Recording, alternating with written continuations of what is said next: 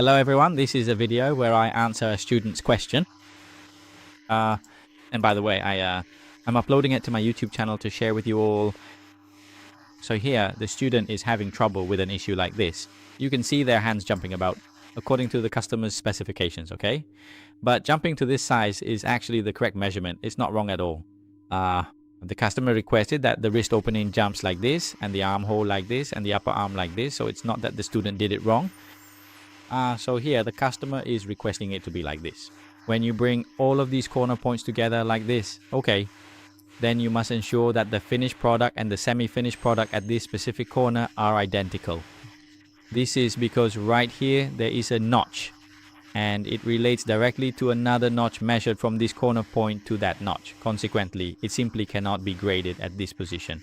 Then on the top, this seam here from this corner to this notch also can't be graded, okay? So that means the customer is requesting it like that. But actually, in my opinion, this is the correct way. This is the right angle needed to be able to sew. But the customer, they require that now the angle of the outer seam and the angle of the finished product inside must be the same. So we can do that immediately. But here we need to know the specific command. Normally, if you use this update command, no matter what you select here, it just won't work at all. See, whatever you select here, it still won't work, everyone. No matter what you select, it just won't work. That's right, no matter how many times you update, it still won't work. So here, you should use this command. Go to Advanced, then Update, and here you use this command, Grade Seam Corner. And note, on the right side, you have to select the section Copy Grade Rule, okay? If you select either of the two lines above, it won't work. You have to select the Copy Grade Rule line, and up here you also need to tick the Auto Update Seam box, right? After that, just left click on the detail, right click OK, and it will work immediately, right?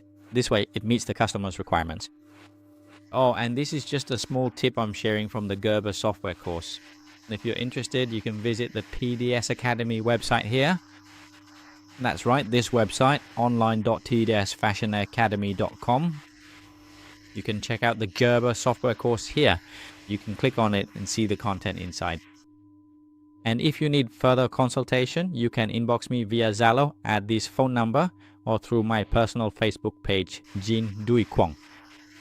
That's it, and if you've watched up to this point, please subscribe to the channel to support Jin Dui Kwong's channel.